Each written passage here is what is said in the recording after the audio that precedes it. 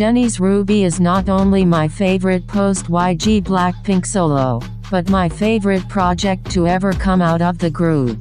Though I quite like all 4 solos and most of the group's albums, Ruby comes with a level of depth that is difficult to find in K-pop at all. It addresses the life of Jennie, or of an idol in general, from several different viewpoints, sounding closed off at times and entirely exposed at others. Additionally, its concept pulls from Shakespeare's As You Like It and the 7 stages of life that the play suggests. This gives a further level of ingenuity to the music.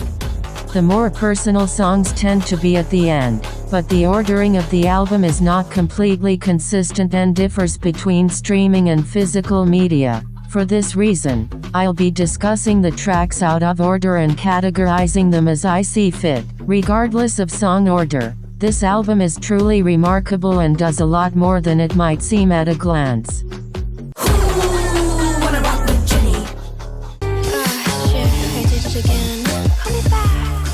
Though the 4 tracks in this section are not shallow or meaningless by any means, I believe that they are the least personal to Jennie. Love Hangover, Start a War, and Handlebars are 3 of the only 4 songs that Jennie didn't take part in writing, and Damn Right has a lot of lyrical contributions from collaborators as well as a less coherent idea than the tracks I'll talk about later. They also all discuss romantic relationships, making them easy to clump together.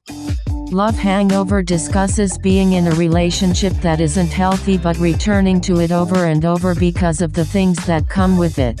It's relaxed in its production, but the bridge's unexpected turn matches the lyrical idea of making a decision that goes against one's own thoughts and goals.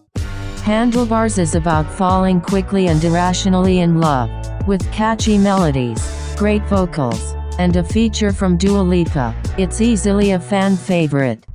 Damn Right feels almost out of place on this album, at least conceptually. It does mention being lonely in the first verse, which is a central point of Ruby. Other than that, though, it's about being impressed with the effect one has on a romantic partner. The R&B-oriented style works well with the subject matter but is different from the rest of the songs. Start a War, though it doesn't entirely match the story of the rest of the album, has a sound that feels in line with others. The emptiness during the verses matches the intimacy of the lyrics, and the escalation of the production parallels the idea of a relationship that is imperfect, but is worth the investment. This that pretty girl mantra, this that flaunt, you just touched down in LA. The next layer to unlock is Jennie's idol persona. Both this category and the one following it could be put into one, but I think there is a distinction to make. The way I interpret it, mantra, extra elan, like Jennie are from the perspective of the idol Jennie portrays herself as rather than the woman she is. Like Jennie is perhaps the most blatant example of this. In a powerful song full of rapping and chanting, she talks about how she is unparalleled and idolized in her beauty, her fame, and her control over the world. The capitalization of Jennie in the title of the song gives us further confirmation that it's about her persona, as her name is in all caps on streaming, YouTube, and any other music platform. In addition, the rapping she does in Korean feels like a callback to her K-pop side, where she began as an idol. Extra L is another song where she flaunts her fame and influence, but also touches on the work she's had to put in to get to that point, and the sacrifices she's had to make. It mostly stands as another song to show off with, but those are plenty of fun. Doechie's feature also adds a layer of depth and variety. Their voices work very well together. Mantra appears to be about Jennie and either her fellow idols, friends, or even herself and her fanbase. She describes herself as untouchable and carefree, and sings of how much she enjoys living the life. The song's fun, catchy melodies only add to this energy. It blurs the line between the idol persona and the character she plays in the next section, but I think Mantra stands more as a caricature of who she is than a reflection. I tell him down, These songs head one step below the character Jennie portrays herself as, lining up more with the person she is when she's playing the idol. This album, though it explores the downsides of fame, does not portray it in a completely negative light.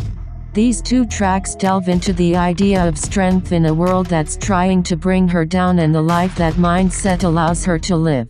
Sen, my personal favorite song on the album, displays Jennie as untouchable and all-powerful. She is unfazed by those who cross her and will not be moved by anyone who tries to face her. The instrumental stands out when searching for the song's meaning. In some spots, it is very minimalist, almost empty, painting a picture of stability and unwavering control. In the chorus, however, the production becomes so loud that the vocals are almost difficult to hear, as if she's fighting with the force of the sound. With the IE centers around one main topic, immunity to negativity and criticism. Jennie has spent a lot of time in the spotlight, and this song feels like a representation of her learned ability to ignore hatred and judgment. The Jennie from the Block sample feels very intentional, as that song is about remaining the same person even through fame and fortune. Mentions of seas of judgment, spectators, parties, and shadows surrounding her also create an idea of crowds, mirroring her celebrity status, and the repetitive production mocks the mindlessness of those who doubt her.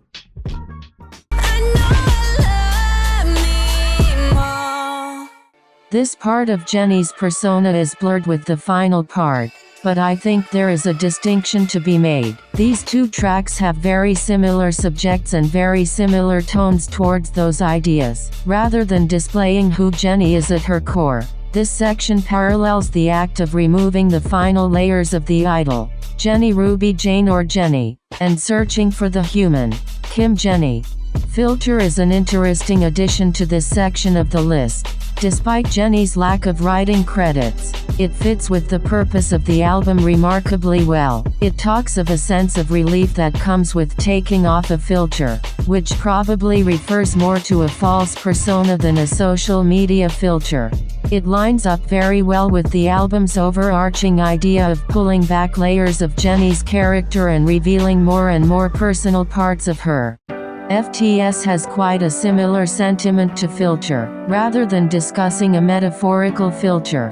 However, it focuses on a yearning for freedom and honesty in an industry where that is so difficult to come by. She doesn't care what the world thinks anymore. She's going to follow her own path.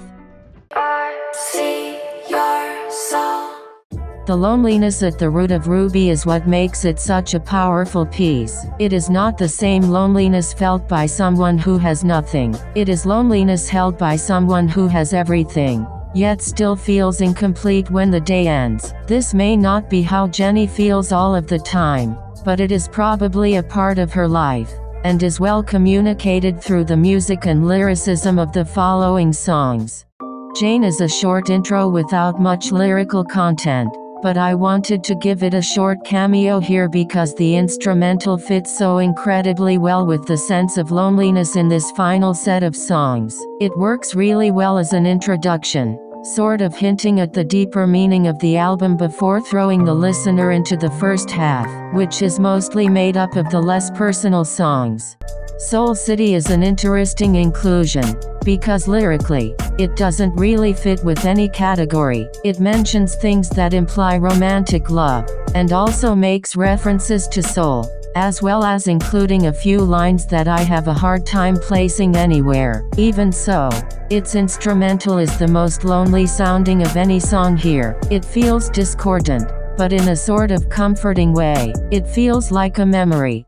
Twin is a song that is both simple and incredibly complicated all at once. Its meaning isn't hard to distinguish. It's about growing apart from a friend that Jennie was once incredibly close to. However, the emotions that come with that event are complicated, and her vocal performance portrays this. The song is pretty stripped down from a production sense, which matches the rawness of the subject. The idea of drifting away from a friend aligns with the overall loneliness of this section and of the final 3 songs on the tracklist.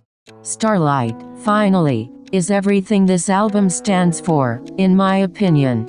For time's sake, I'm not going to go over each and every line, but I encourage you to give them a look. It begins by discussing the way people view her, seeing the starlight in her without seeing the darkness that lies below it. The post-chorus talks about the effort she's put in just to make people proud of her, and the second verse references gravitation to what is real, which calls back to the unmasked persona, further interlinking the two. Like Soul City, it is a song that blends ideas, but it portrays an idea of loneliness and a separation between the real Jennie and the one we see. Like an actual ruby, the meaning of this album is not one that simply appears in front of you. It needs to be sought out, but once found, it makes this musical project really feel like a work of art. While it's not too often that K-pop gets as personal as this, I'm incredibly glad to have this project, and it's one of my favorites of the year so far. I'm curious to see how Jennie's solo work continues, given how this one turned out. Thank you, Jennie, for giving us Ruby.